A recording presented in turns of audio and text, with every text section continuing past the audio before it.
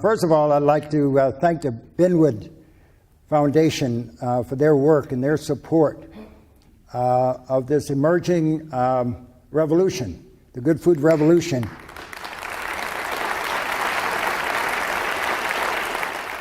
I like people, that's one thing. My parents raised us to, really respect people and talk to people. I like that part of the job, but my favorite thing is growing food, being a farmer. I was raised by my parents to stick to stuff, and I think sports teaches you a lot of lessons. You lose a game, you got to recover quickly and go back. So every day's a new day. I came out to the lecture tonight because I first heard Will talking during a TED Talk, and I was fascinated by that. I consider myself a gardener of some sort, and I'm just really inspired by his message and the things that he's doing. When I heard he was coming to town, and he's an urban gardener growing for the needy in his community, that was, of course, very close to my heart, because that's what I do. Growing Power is a multicultural, multi-generational organization, and that's really important to get the entire community on board. And our staff of 140 people, very multicultural, from just about every ethnic group you could think of. What we do as a nonprofit is to make sure that everybody in our community has access to the same food. We farm regardless of the temperature every day. We farm every day, 365 days of the year.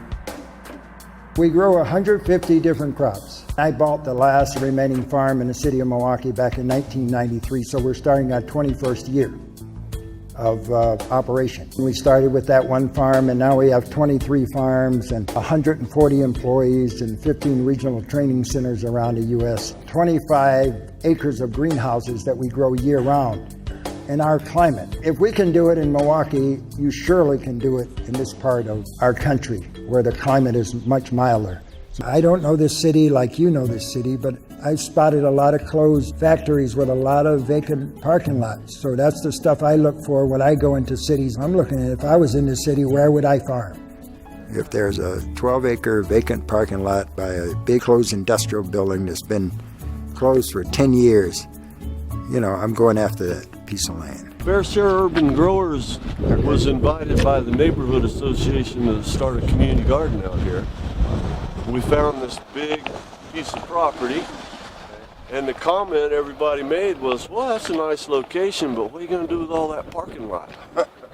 Grow food on these vacant lots and these vacant spaces, because you can't wait around for these grocery stores to all of a sudden appear. You have to train people to be able to do this kind of agriculture, which is a little bit different than rural agriculture, row crop type agriculture. It's farm work. Yeah. I mean, we're teaching them how to build the hoop houses, and then they have to fill them up with compost. They have to build the beds. It's all about the passion of the people. This will not work without passionate people, because you're undertaking the hardest profession in the world. It really is the hardest profession.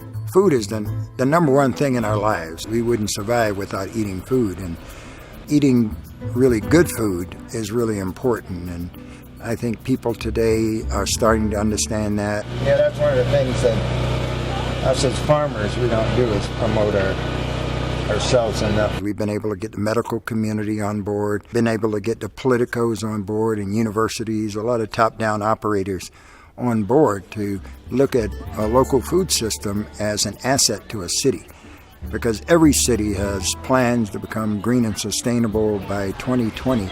And without having a sustainable food system, that's not going to happen. In your community, just like many other communities, grocery stores pulled out quite a few years ago, back in the 70s. So when that happened, a lot of fast food places sprung up with unhealthy food, a lot of corner stores. Right now, we don't have enough production to feed all the people. As a matter of fact, only 2% of the food that we eat is organic in this nation. So we really have a long way to go. But we're on our way. That's why I call it the good food revolution now, because I think we've reached that point. People are really starting to look at local food systems as a way to go.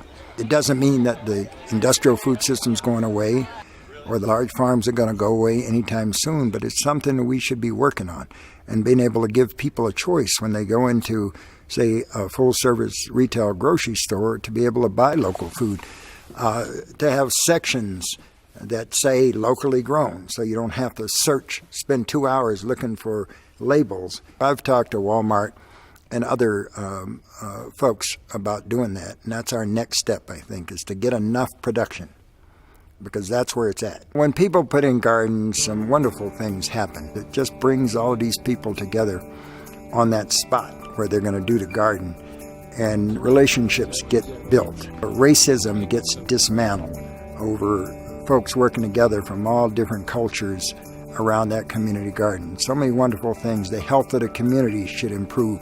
The youth in that community have a place that they can come and gather and interact with adults in a positive way. And then you're able to give the youth in that community a piece of the garden. These young people, they'll be the generation that really is going to scale up what's happening right now. I think over 70% of the folks that are involved are under 40. So that, to me, that's a wonderful thing that's happening. It gives me great pleasure because I'm kind of in the sunset of my career, and being able to pass on what I've learned to this next generation is what fuels me to get out of bed every day and go out and do what I do. When I left the farm at 18, I said, never again. I'm going to go to college, get a degree, play professional basketball. But you should never say never.